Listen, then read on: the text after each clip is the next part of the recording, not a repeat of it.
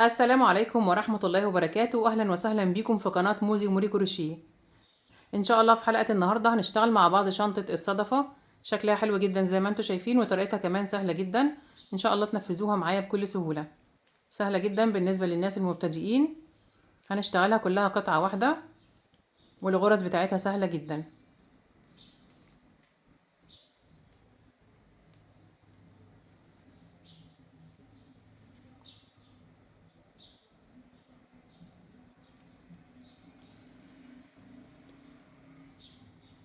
شنطة واسعة جدا من جوه بالرغم من مقاساتها الصغيرة.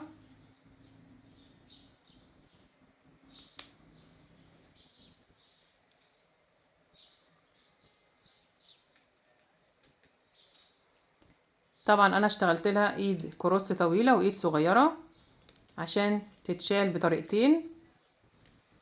اتمنى ربنا يوفقني والفيديو النهارده يعجبكم تستفادوا منه. لو عجبكم الفيديو اعملوا له لايك وشير، واكتبوا لي في التعليقات رايكم ايه في الشنطه، وبتشاهدوني من اي بلد. ولو لسه اول مره بتشوفوني وحابين تتابعوني، يسعدني اشتراككم في القناه. فاشتركوا وفعلوا الجرس على الكل عشان يوصلكم اشعار باي فيديو جديد انا بعمله. ويلا بينا على طول نروح على الشرح ونشوف هنشتغل ازاي.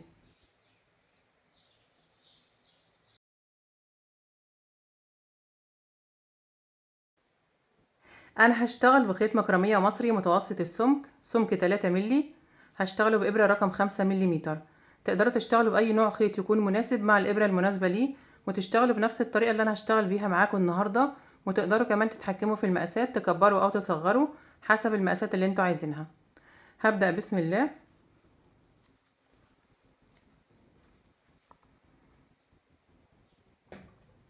بسيب حوالي متر ونص من الخيط في البداية عشان التقفيل. هقفل بيهم الجنب اللي انا ببدأ منه. بسيب مسافة كافية من الخيط عشان الخيط ما يقصرش معايا. وبعد ما اقفل الجزء الزيادة بقصه. بعد ما سبت متر ونص من الخيط بعمل عقدة البداية، وهشتغل 52 سلسلة وهنشوف مقاسهم كام سنتي.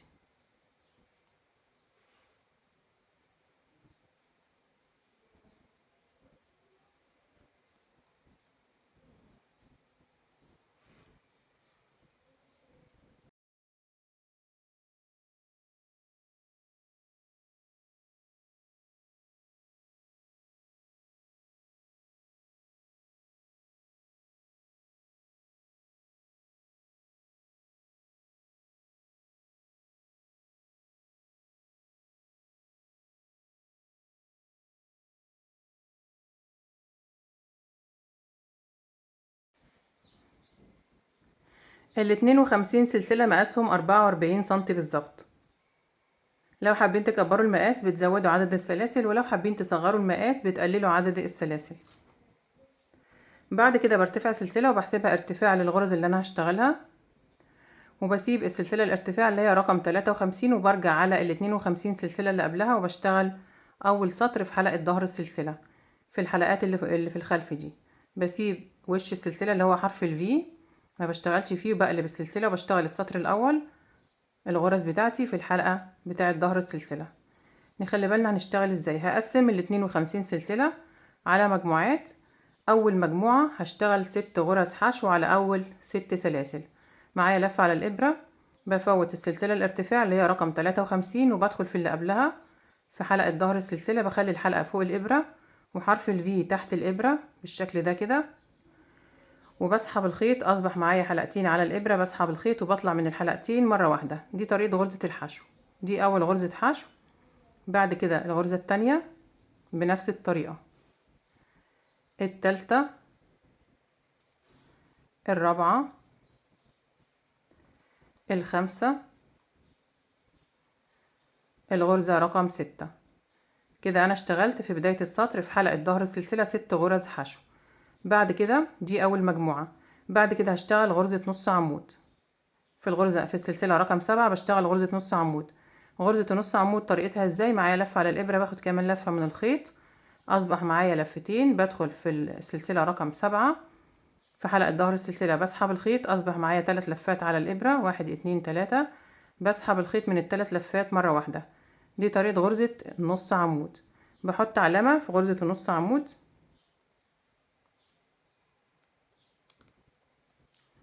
بعد كده هشتغل 15 غرزة عمود بلفة. نخلي بالنا غرزة العمود بلفة طريقتها ازاي. معايا لفة على الإبرة، باخد كمان لفة من الخيط، أصبح معايا لفتين. بدخل في السلسلة رقم 8 في حلقة ظهر السلسلة وبسحب الخيط، أصبح معايا 3 لفات على الإبرة أو 3 حلقات. بسحب الخيط من أول لفتين، اتكون معايا لفتين، بسحب الخيط من اللفتين. دي طريقة غرزة العمود بلفة. كده أنا اشتغلت أول عمود من ال15، هشتغل كمان 14 عمود عشان أكملهم 15 بنفس الطريقة.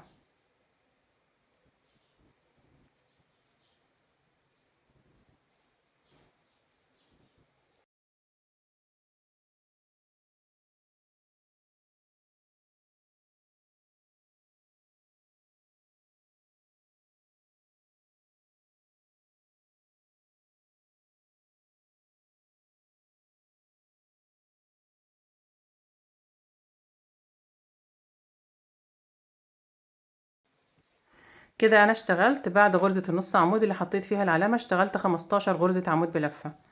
بعد ال 15 عمود بلفة هشتغل غرزة نص عمود وبحط فيها علامة برضو.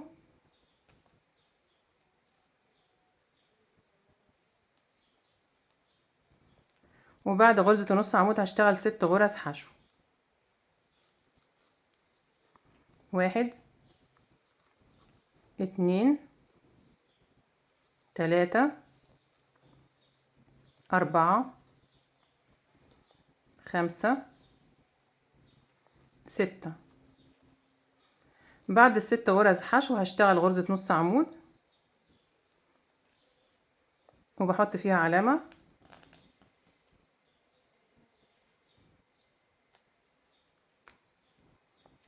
بعد غرزة نص عمود هشتغل 15 غرزة عمود بلفة.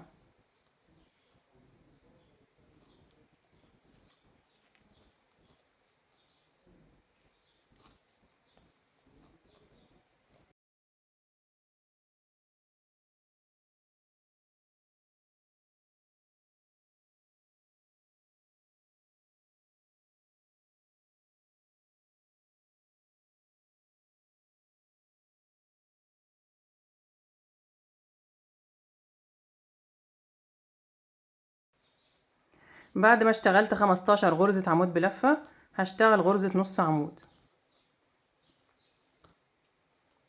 وبحط فيها علامة.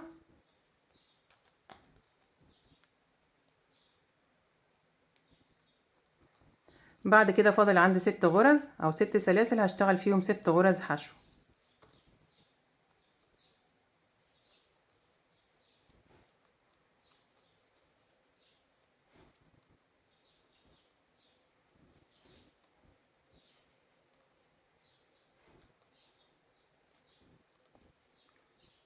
كده انا اشتغلت السطر الاول عبارة عن 6 غرز حشو في البداية وبعدهم غرزة نص عمود حطيت فيها العلامة.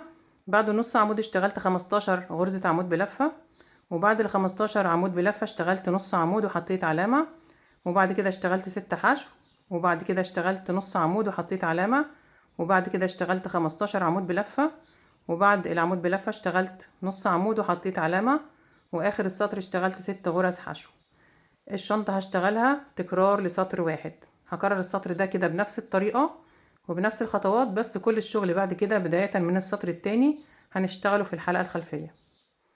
يعني بعد كده هشتغل على كل غرزة غرزة زيها بالظبط، بس الشغل كله في الحلقة الخلفية. نخلي بالنا، برتفع سلسلة وهبدأ السطر التاني، برتفع سلسلة وبلف الشغل وهبدأ اشتغل في كل غرزة غرزة زيها. يعني بشتغل على الحشو حشو، وعلى نص عمود نص عمود، وعلى العمود بلفة عمود بلفة، بس الشغل كله زي ما اتفقنا في الحلقة الخلفية.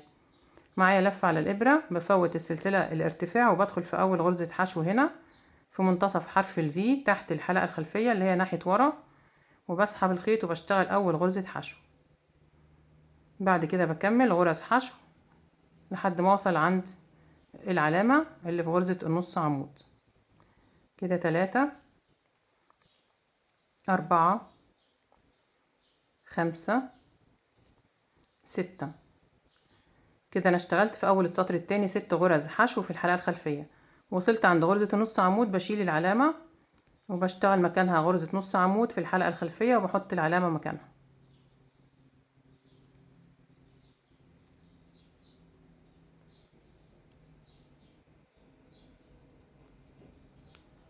بعد كده هشتغل على 15 عمود بلفة، 15 عمود بلفة على كل عمود عمود في الحلقة الخلفية.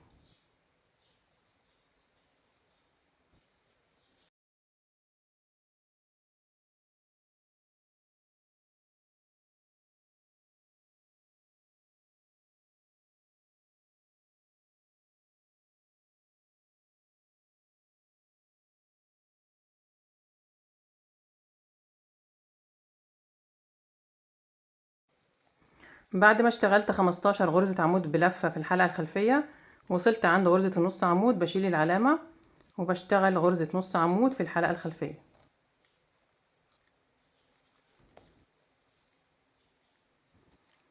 وبحط العلامة في نفس الغرزة. وصلت عند الست غرز حشو اللي في المنتصف، بشتغل في كل غرزة غرزة واحدة في الحلقة الخلفية.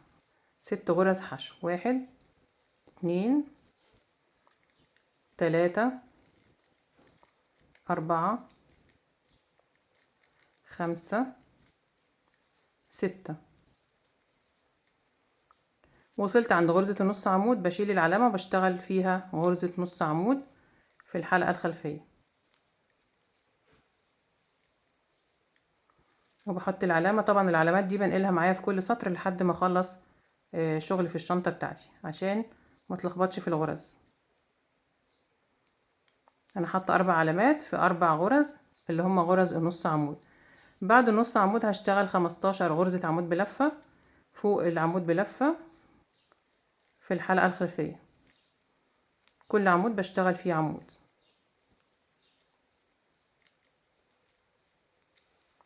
نخلي بالنا الحلقة الخلفية عشان الناس المبتدئين، ده حرف الفي بتاع راس الغرزة، بدخل في منتصف حرف الفي تحت الحلقة الخلفية وبسحب الخيط وبشتغل الغرزة بتاعتي.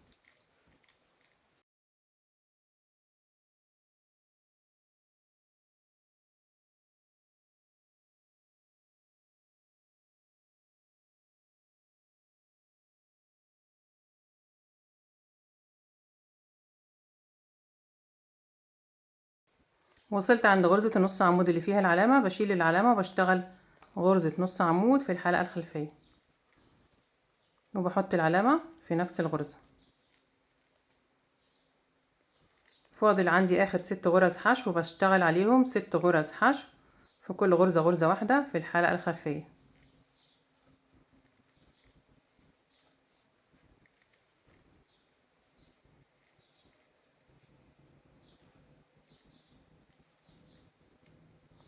كده انا اشتغلت السطر التاني كله في الحلقة الخلفية على كل غرزة غرزة زيها. هكرر السطر التاني بنفس الطريقة لحد ما اخلص شغل في الشنطة بتاعتي واوصل للمقاسات اللي انا عايزاها. هيبقى شكل الغرزة كده. هشتغل معاكم كمان سطر، برتفع سلسلة وبلف الشغل وهبدأ اشتغل على كل غرزة غرزة زيها في الحلقة الخلفية، على الست حشو ست حشو، وعلى نص عمود نص عمود، وعلى العمود بلفة عمود بلفة بنفس الطريقة. معايا لفة على الإبرة، بفوت السلسلة الارتفاع وبدخل في أول غرزة هنا في منتصف حرف الفي اللي هو رأس الغرزة تحت الحلقة الخلفية، وبسحب الخيط وبشتغل غرزة حشو.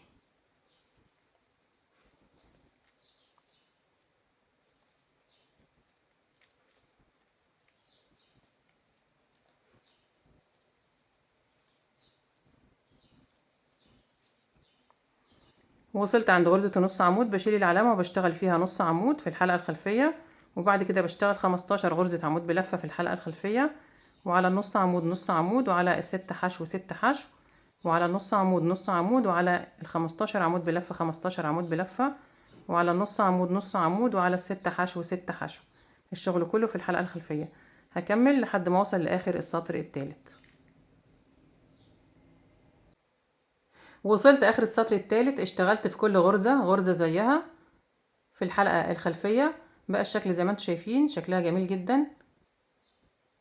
هكرر بنفس الطريقة، برتفع سلسلة وبلف الشغل وهبدأ السطر الرابع. بشتغل في كل غرزة غرزة زيها في الحلقة الخلفية، على الحشو حشو، على نص عمود نص عمود، وعلى العمود بلفة عمود بلفة لحد ما اوصل لاخر السطر الرابع. برتفع سلسلة وبلف الشغل وببدأ السطر الخامس وهكذا، وبشتغل رايح جاي الشغل كله في الحلقة الخلفية ما ننساش. وبرتفع بالشغل بتاعي على ال 52 غرزة اللي معايا لحد ما اوصل للمقاس المناسب لعرض الشنطة، وارجع اقول لكم انا اشتغلت كام سطر ونشوف المقاسات مع بعض كام سنتي. انا كده اشتغلت 22 سطر بنفس الطريقة اللي شفناها مع بعض قبل الفاصل على ال 52 غرزة، لحد ما وصلت للمقاسات المناسبة لعرض الشنطة بتاعتي. بقى الشكل زي ما انتم شايفين شكلها جميل جدا، بيبقى شكلها كده شبه الصدفة. طبعا لو حابين تفردوها تفردوها، بس انا بوريكم الشكل اللي هي هتبقى عليه بعد ما بنخلص شغل. السطور كده بعد 2 4 6 8 10 12 14 16 18 20 22. كل سطر من دول عبارة عن سطرين، سطر رايح وسطر جاي. هيبقى الشكل كده. ده هيكون وش الشغل بتاعي، هيكون بره الشنطة. هبدأ اقفل الجوانب. هوريكم بس المقاسات الاول. مقاس العرض من هنا من منتصف 21 سنتي، ومقاس الطول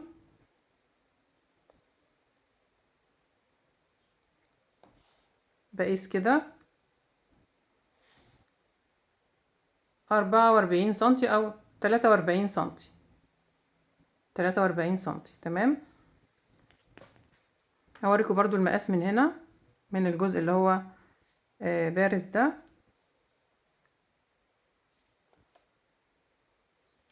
32 سنتي. دي المقاسات اللي انا اشتغلتها. هنبدأ نقفل الشنطة بتاعتنا. ده الخيط اللي انا كنت بسحب منه خيط النهاية. بقص الخيط وبسيب حوالي 1.5 متر من الخيط، زي الخيط اللي انا سبته في البداية بالظبط عشان التقفيل.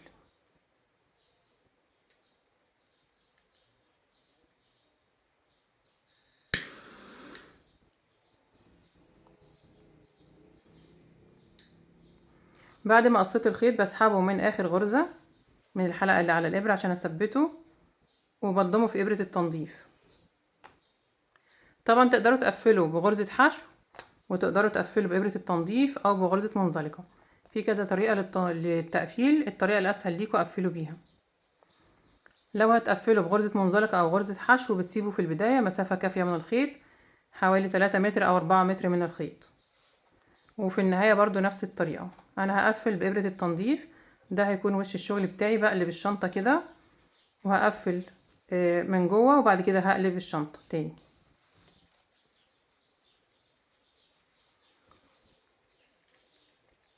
هيبقى الشكل كده. هقفل كل غرزتين مع بعض من تحت حرف الفي.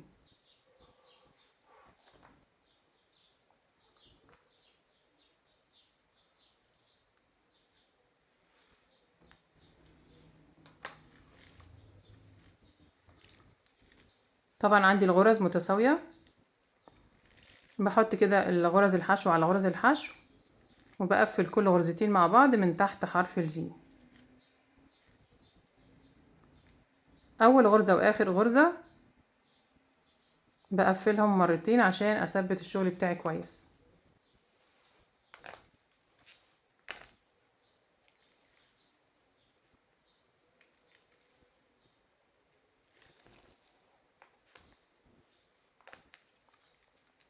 كده انا سحبت الخيط من اول غرزة.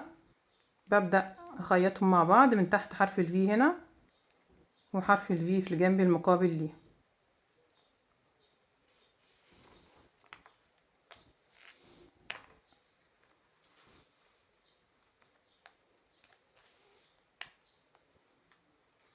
كمان مرة عشان لو ركبت حلقات ولا حاجة تبقى الخياطة بتاعتي ثابتة ومتماسكة.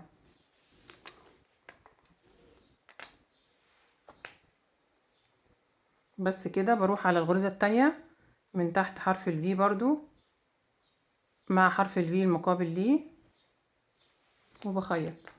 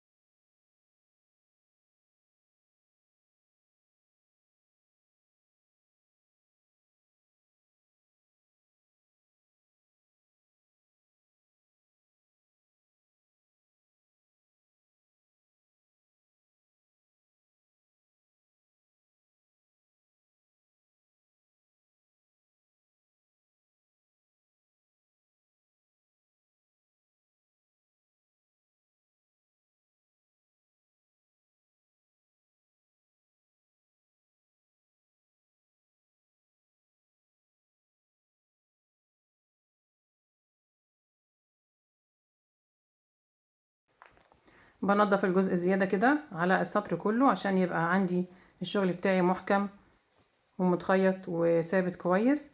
وبلضم ابرة التنظيف في طرف الخيط بتاع البداية، وهخيط بنفس الطريقة كل غرزتين مع بعض من تحت حرف الفي كده. هخلص خياطة الجنب التاني ونرجع نكمل مع بعض.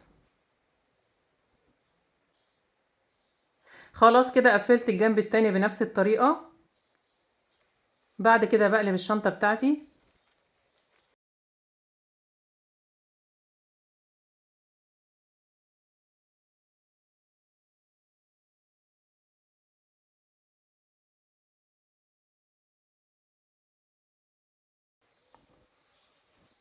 بعد كده هركب الاكسسوارات، والايد بتاعت الشنطة انا اشتغلتها بغرزة حبل اليسير روماني، شكلها جميل جدا زي ما انتوا شايفين، وطريقتها كمان سهلة جدا. انا اشتغلت ايد طويلة كروس وايد صغيرة. الايد دي لها فيديو مفصل على القناة، لو حابين تشوفوا الفيديو بتاعها هسيب لكم الرابط في الوصف تحت الفيديو ده، والفيديو موجود على القناة. ولو بصيتوا قدامكم على الشاشة دلوقتي في علامة الاي هتلاقوا مكتوب طريقة عمل ايد الشنطة، هتضغطوا عليها دخلكم على طول على الفيديو. اشتغلت ايد صغيرة وايد طويلة كروس عشان تتلبس بطريقتين.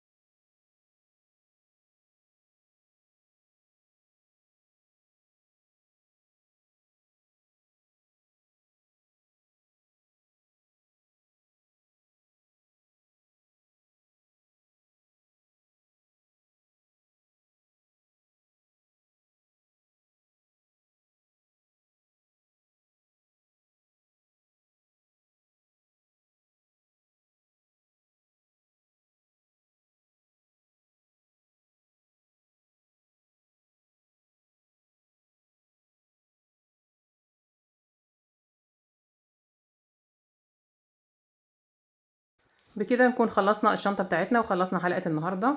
اتمنى يا رب يكون الفيديو عجبكم، تكونوا استفدتوا منه. لو عجبكم الفيديو اعملوا له لايك وشير، واكتبوا لي في التعليقات رأيكم ايه في الشنطة، وبتشاهدوني من اي بلد. ولو لسه ما اشتركتوش في القناة اشتركوا وفعلوا الجرس على الكل عشان يوصلكم اشعار باي فيديو جديد انا بعمله. وان شاء الله نتقابل في فيديو جديد، وشكرا لكم والسلام عليكم ورحمة الله وبركاته.